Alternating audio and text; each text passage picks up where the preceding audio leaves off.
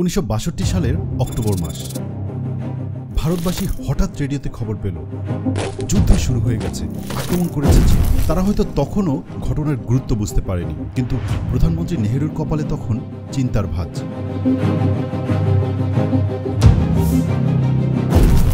চীনের সাথে ঝামেলা করা যে ঠিক হয়নি তা তিনি বুঝতে পারছেন, কিন্তু ততক্ষণে অনেক দেরি হয়ে গেছে।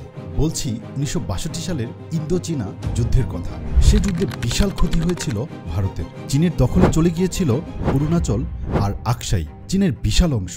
অরুণাচল ফেরত পেলেও আকসাই চীনের 38,000 বর্গ কিলোমিটারের জায়গা এখনো ফেরত পায়নি ভারত। এ তো প্রায় 63 বছর আগের কথা। কিন্তু কি হবে যদি হঠাৎ করে ভারত আর চীনের মাঝে আবারও যুদ্ধ লেগে যায়? যুদ্ধের ফলাফল কি বদলাবে? চলুন জানা যাক এত বছরেও আসলে কতটুকু পরিবর্তন এসেছে। চীন আর ভারতের মাঝে কে বেশি শক্তিশালী? এই প্রশ্নটা করলে চোখ কিন্তু চলে যাবে দুই দেশের সামরিক শক্তির দিকে। কিন্তু না, আজকের ভিডিওতে আমি শুধু সংখ্যা দিয়ে তুলনা করব না। কার কয়টি জাহাজ, কয়টি যুদ্ধ বিমান, সেগুলোর তুলনা তো সবাই করে। আজকে চলুন এসব সংখ্যার বাইরে ভিন্ন কিছু সমীকরণ জানা যাক, যা কিনা ঘুরিয়ে দিতে পারে যুদ্ধের মোড় যে কোনো দিকে। আর আজকের ভিডিওর তথ্যগুলো নেওয়া হয়েছে Global Fire Power, Military Wiki, NTI সহ চীন ভারত দুই দেশের বড় বড় মিডিয়া থেকে।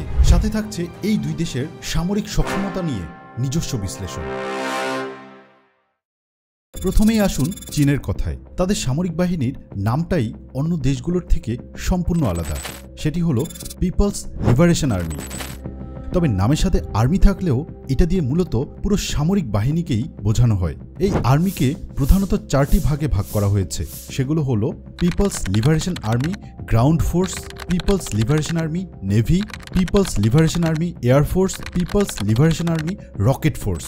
এই 4টি সার্ভিসের বাইরেও চীনের রয়েছে aerospace force, cyber space force, information force, submarine force, joint logistics support force ইত্যাদি। তবে প্রথমেই কথা বলা যাক চীনের সেনাবাহিনী অর্থাৎ পিএলএ গ্রাউন্ড ফোর্সকে নিয়ে। বর্তমানে চীনের সেনাবাহিনীতে ট্যাঙ্কের সংখ্যা 6,100টি, যা পৃথিবীর দ্বিতীয় সর্বোচ্চ। তবে শুধু সংখ্যা নয়, ট্যাঙ্ক বহরের দক্ষতার দিক থেকেও চীন একদম প্রথম সারিতেই থাকবে। কিভাবে বলছি? এশিয়া, মধ্যপ্রাচ্য এবং আফ্রিকার 30টি দেশ নিয়ে 2013 সাল থেকে একটি ট্যাঙ্ক কম্পিটিশন হয়ে আসছে। এই কম্পিটিশন পরিচিত বিয়াথলন নামে। বিয়াথলনের এভারেজ রেটিংয়ের দিক থেকে চীন শুধু রাশিয়া থেকেই পিছিয়ে। যদিও এই কম্পিটিশনে আমেরিকা বা পশ্চিমা দেশগুলো অংশগ্রহণ করে না, তবুও এর সাহায্যে চীনের দক্ষতার একটা সাধারণ ধারণা খুব সহজেই পাওয়া যায়। আর এতে ভারতেরও গড় অবস্থান 7ম। চীনের ট্যাঙ্ক বহরের মধ্যে রয়েছে 600টি টাইপ 99 ট্যাঙ্ক আর 700টি টাইপ 99A ট্যাঙ্ক। থার্ড জেনারেশনের এই ট্যাঙ্কগুলো বাদেও রয়েছে 2700টি টাইপ 96, 300টি টাইপ 88, 600টি টাইপ 59, 1000টি টাইপ 15, 200টি টাইপ 79 ট্যাঙ্ক। অন্যদিকে ভারতীয় ট্যাঙ্ক বহরের মেরুদণ্ড হল T-90 ভীষমা। এই ভীষমা হল রাশিয়ান T-90 এর ভারতীয় ভার্সন, যা ভারতেই অ্যাসেম্বল হয়। বেশ কয়েক প্রকারের 1657টি ভীষমা বর্তমানে ভারতীয় সেনাবাহিনীতে সার্ভিসে রয়েছে। ভারতীয় ট্যাঙ্ক বহরের দ্বিতীয় খুঁটি হল T-72 অজেয়। এটিও রাশিয়ান T-72 এর আপগ্রেডেড ভার্সন, যার প্রায় 2418টি সার্ভিসে রয়েছে। এছাড়াও অন্যান্য আরও বেশ কিছু ট্যাঙ্ক সার্ভিসে আছে। অর্থাৎ এক হিসেবে দুই দেশের আধুনিক ট্যাঙ্কের সংখ্যা প্রায় কাছাকাছিই আছে। তবে আসল পার্থক্য কিন্তু সংখ্যাতে না, বরং সামর্থ্যতে। চীনের টাইপ 99কে আলাদা একটা ট্যাঙ্ক হিসেবেই ধরা হয়, অর্থাৎ চীন নিজস্ব ট্যাঙ্ক তৈরিতেও সক্ষম। অন্যদিকে ভারতের ভীষমা কিন্তু দিন শেষে রাশিয়ান ট্যাঙ্কের আপগ্রেডেড ভার্সন। কিন্তু শুধু ট্যাঙ্কের হিসেবই শেষ হিসেব নয়, কারণ ভারত চীনের সম্ভাব্য যুদ্ধক্ষেত্র অনেকটাই পাহাড়ি, আর সেখানে ট্যাঙ্কের চেয়ে অনেক বেশি বড় ভূমিকা রাখবে আর্টিলারি বা গোলন্দাজ। কথিত আছে আর্টিলারি সম্পর্কে সম্রাট নেপোলিয়ন বলেছিলেন, god fights on the side with the best artillery. সেই আর্টিলারির দিক থেকেও চীন এগিয়ে। বর্তমানে চীনের সেলফ প্রোপেন্ড আর্টিলারি অর্থাৎ স্বচালিত আর্টিলারির সংখ্যা 3850টি, কিন্তু ভারতের এমন আর্টিলারি রয়েছে মাত্র 140টি। যদিও ভারত বেশ লম্বা সময় ধরে সেলফ প্রোপেন্ড আর্টিলারি সংগ্রহের প্রক্রিয়ায় আছে। তাদের আর্টিলারি প্রোগ্রামে Dhanush, advance self towed artillery ইত্যাদি তৈরি করা হয়েছে। এমনকি গত বছর ভারতীয় সেনাবাহিনী বিশাল এক টেন্ডারও ছেড়েছে, কিন্তু এখন পর্যন্ত নতুন এসপিজি পাওয়ার খবর শোনা যায়নি। অন্যদিকে টোড আর্টিলারির দিক থেকে ভারত এগিয়ে। তাদের রয়েছে ৩,২৪৩টি টোড আর্টিলারি, যেখানে চীনের এই সংখ্যাটা ১,৪০০-এর ঘরে। কিন্তু টোড আর্টিলারির তুলনায় সেলফ প্রোপেলড আর্টিলারি খুব দ্রুতই জায়গা পরিবর্তন করতে পারে। অর্থাৎ সোজা কথায় চীন পুরনো আর্টিলারিগুলোকে আধুনিক আর্টিলারি দিয়ে রিপ্লেস করেছে, আর সেই রেসে ভারত নামলেও কিছুটা পিছিয়ে আছে। এখন যদি আর্মির এভিয়েশন উইংয়ের কথা চিন্তা করেন, তাহলে তাতেও কিন্তু পিছিয়ে থাকবে ভারত। বর্তমান স্থলযুদ্ধের ক্ষেত্রে এয়ার সাপোর্ট অনেক বড় ভূমিকা পালন করে, অথচ attack helicopter, utility helicopter, transport helicopter, drone সব কিছুতে এগিয়ে চীন। চীনের অ্যাটাক হেলিকপ্টারের সংখ্যা প্রায় ৩২০টি। এর বাইরেও বিভিন্ন ধরনের arm fighting vehicle, arm personal career থেকে শুরু করে সৈন্যদের গিয়ার, স্মল আর্মস এসবের হিসেবেও চীন অনেক বেশি আধুনিক। যুদ্ধের ক্ষেত্রে আরও একটি বিষয়কে বেশ গুরুত্ব দেওয়া হয়, সেটি হলো ম্যান পাওয়ার। যদি আপনি রুশ ইউক্রেন যুদ্ধের দিকে তাকান, তাহলে দেখবেন দুই দেশেই যুদ্ধ করার মতো পুরুষের তীব্র অভাব দেখা দিয়েছে। যুদ্ধ করার জন্য ইউক্রেনের পুরুষদের দেশত্যাগ নিষিদ্ধ করা হয়েছে। রাশিয়া একরকম জোর করেই অনেক নাগরিককে যুদ্ধে পাঠিয়েছে, এমনকি খুলে দিয়েছে কারাগার। কিন্তু চীন বা ভারত কোনো দেশেই মানুষের অভাব নেই। অ্যাক্টিভ সৈন্য ও যুদ্ধের জন্য উপযুক্ত জনসংখ্যা এইসবে চীন এগিয়ে থাকলেও রিজার্ভ সৈন্য ও প্যারামিলিটারি বাহিনীর দিক থেকে ভারত এগিয়ে, এবং ভবিষ্যৎ ম্যান পাওয়ারের ক্ষেত্রে সব দিক থেকেই ভারত এগিয়ে যাওয়ার অনেক সম্ভাবনা রয়েছে। কারণ চীনের ওয়ান চাইল্ড পলিসির কারণে চীনের জনসংখ্যা ভবিষ্যতে কমতে থাকবে। ভারতের কোনো বাহিনী যদি সবচেয়ে শক্তিশালী হয়, তাহলে সেটা হচ্ছে তাদের নৌবাহিনী। গত কয়েক দশকে ভারতীয় নৌবাহিনী আক্ষরিক অর্থেই বেশ উন্নতি করেছে। ভারতের পুরো নৌবহরে রয়েছে ২৯৪টি জাহাজ, আর তার ভেতরে ডেট্রয়ার রয়েছে ১২টি। এই ডেট্রয়ারগুলোর মধ্যে সর্বাধুনিক হল বিশাখাপট্টনম ক্লাস ও কলকাতা ক্লাস। তার বিপরীতে চীনে শুধু ডেট্রয়ারই রয়েছে ৪৯টি। চীনের ডেট্রয়ার ফ্লিটের সবচেয়ে শক্তিশালী জাহাজটি হল টাইপ 055 রেনহাই। তার বিপরীতে ভারতীয় রয়েছে বিশাখাপট্টনম ক্লাস। যদি আমি ফ্রিগেটের কথায় আসি, তাহলে চীনে রয়েছে টাইপ 54B, টাইপ 53H সহ নানান ধরনের ফ্রিগেট।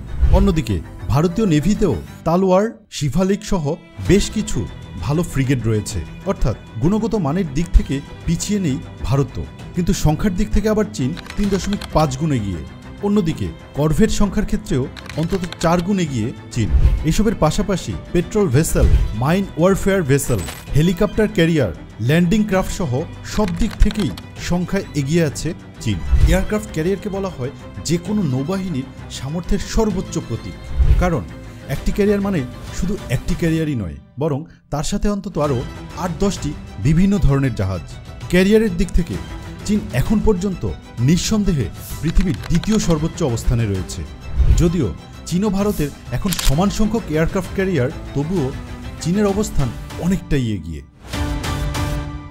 ২০১৯ সালের প্রথম নিজস্ব প্রযুক্তিতে বানানো ক্যারিয়ার শানডং কমিশনে আসে, কিন্তু আসল ধামাকা আসে ২০২২ সালে। ২০২২ সালে যখন ফুজিয়ান ক্লাস এয়ারক্রাফট ক্যারিয়ারকে বিশ্ব সর্বপ্রথম দেখতে পায়, তখন অনেক পশ্চিমা বিশেষজ্ঞ চীনের সক্ষমতায় হা হয়ে গিয়েছিল। তেমনই একজন বিশেষজ্ঞ রবার্ট ফার্লে বলে বসেন, ফুজিয়ান হচ্ছে আমেরিকার বাইরে তৈরি হওয়া সবচেয়ে আধুনিক ক্যারিয়ার। অন্যদিকে এখনও ভারত ফুজিয়ানের মতো নিজস্ব প্রযুক্তির কোনো ক্যারিয়ার পানিতে ভাসাতে পারেনি। অনেক সূত্র মতে ভারতের nuclear powered ballistic missile submarine সংখ্যা মাত্র ১টি, কিন্তু আসলে এই ধরনের ২টি সাবমেরিন সার্ভিসে রয়েছে। এর ভেতর আরিহান্ত ক্লাসের আরএনএস আরিহান্ত এবং ২০২৪ আগস্টে কমিশন হওয়া আইএনএস আরিঘাত। এছাড়াও এই ক্লাসের তৃতীয় সাবমেরিন আরএনএস অরিদমান বর্তমানে সি ট্রায়ালে রয়েছে। এর বাইরে 7টি সিন্ধু ঘোষ ক্লাস, 4টি শিশুমার ক্লাস এবং 6টি কালভেরি ক্লাসের সাবমেরিন রয়েছে, কিন্তু এর কোনোটাই নিউক্লিয়ার পাওয়ার্ড নয়। তবে নিউক্লিয়ার পাওয়ার্ড না হলেও এই শিশুমার ও কালভেরি হল জার্মান টাইপ 209 এবং স্করপিয়ন, এই দুটি খুব উচ্চমানের সাবমেরিন। মেক ইন ইন্ডিয়া নীতির অধীনে ভারতের তৈরি সাবমেরিনগুলো তাই যথেষ্ট শক্তিশালী। ভবিষ্যতে আরও 3টি কালভেরি ক্লাস তাদের নৌবাহিনীতে যুক্ত হচ্ছে। এছাড়া সিন্ধু ঘোষ ক্লাস হল রাশিয়ান কিলো ক্লাসের ভারতীয় সংস্করণ। কিলো ক্লাস বেশ পুরনো হলেও সিন্ধু ঘোষকে ঠিক উপেক্ষা করার কোনো সুযোগ নেই। অন্যদিকে চীনে রয়েছে মোট ৬২টি সাবমেরিন। শুধু ব্যালিস্টিক মিসাইল সাবমেরিনই রয়েছে ৬টি। এই ৬টি আধুনিক টাইপ 094 জিন ক্লাস সাবমেরিন। অর্থাৎ এই ৬টি সাবমেরিন থেকে তারা অনায়াসে পৃথিবীর যে কোনো প্রান্তে পারমাণবিক হামলা করতে পারবে। অবশ্য এই ৬টির বাইরেও ১৯৮৭ সালের টাইপ 092 জিয়া ক্লাস সাবমেরিনও হয়তো একটি সার্ভিসে আছে, কিন্তু অনেক বিশেষজ্ঞই মনে করেন সেটা আসলে অপারেশনাল না, বরং রিজার্ভ সাবমেরিন। এছাড়া নিউক্লিয়ার পাওয়ার অ্যাটাক সাবমেরিন রয়েছে আরও ৬টি। ভারতের মতো ডিজেল পাওয়ার সাবমেরিন রয়েছে ৪৮ বা ৪৯টি। অর্থাৎ গুণগত মানে খুব বেশি তফাৎ না থাকলেও সংখ্যার দিক থেকে আকাশ পাতাল তফাৎ। এবার আসা যাক দুই দেশের বিমান বাহিনীর কথায়। ভারতের ব্যাকবোন ফাইটার হল Su-30 MKI।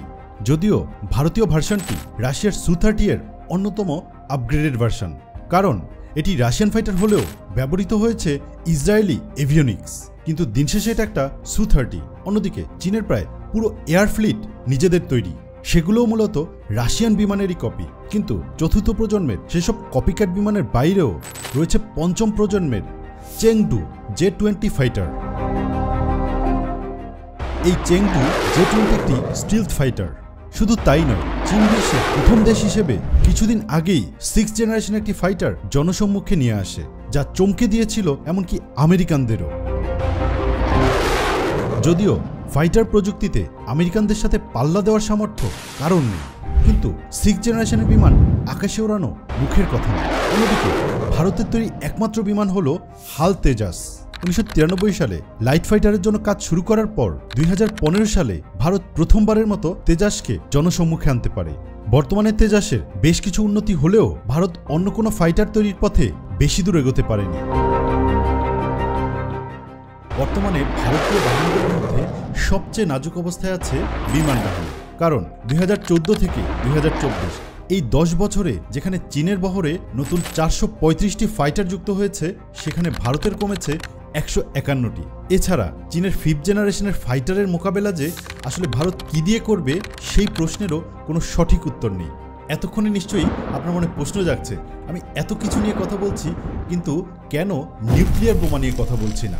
কারণ নিউক্লিয়ার পাওয়ার এমন একটা জিনিস যা ব্যবহার শুরু হলে চীন ভারত দুই দেশই ধ্বংস হয়ে যাবে, আর তার সাথে ধ্বংস হবে আশেপাশের দেশগুলোও। এই ব্যাপারে শুধু একটা কথাই আমি বলতে চাই, পারমাণবিক বোমার তুলনা হলো পেট্রোলের সাগরে দাঁড়িয়ে কার কয়টা ম্যাচের কাঠি আছে তা দেখিয়ে বড়াই করা।